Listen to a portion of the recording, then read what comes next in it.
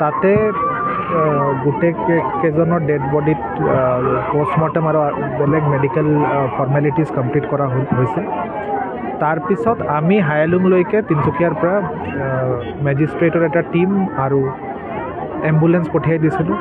এই এম্বুলেঞ্চ কেইখন হায়ালুঙৰ পৰা ডাইৰেক্টলি মাকুম মেডিকেল কলেজলৈকে আহিলোঁ।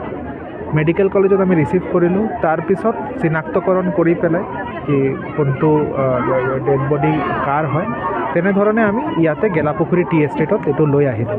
কিন্তু যিহেতু একেটা লাইনত ইমানকেইটা হৈছে, চ' এই লাইনৰ ওচৰত যিটো প্লেগ্ৰাউণ্ড ইয়াতে এটা মানে এৰিয়া বনাই দিয়া হ'ল, য'ত এই গোটেইকেইটা ফেমিলি আহি পেলাই যিটো প্ৰথা আছে এইটো কৰি আছে এতিয়া বৰ্তমান।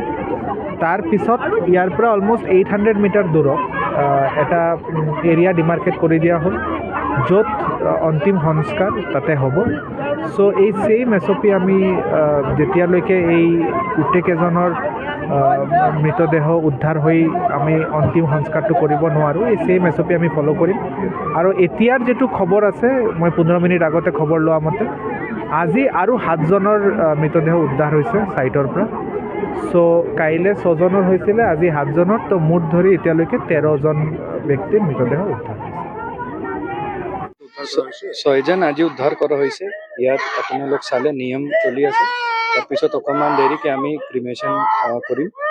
আৰু তাৰ পৰা যিটো এতিয়া লেটেষ্ট আপডেট আছে, 11টা আমাৰ খবৰ পোৱা মতে 11টা বডি আৰু ৰিকভাৰ হৈছে।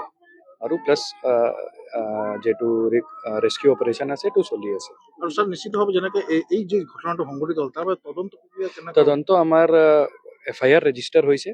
আৰু এজন মানুহ আপোনালোক গম পায়, চিৰাজ আহমেদ, যে তেওঁলোকৰ কণ্ট্ৰেক্টৰ আছিলে, লেবাৰ কণ্ট্ৰেক্টৰ, তেওঁক এৰেষ্ট কৰা হৈছে। আমাৰ এতিয়া পুলিচ কাষ্টাডিত আছে। 3 দিন ৰিমাণ্ড আমি লৈছোঁ আৰু ফাৰ্দাৰ ইনভেষ্টিগেশ্যন চলি আছে।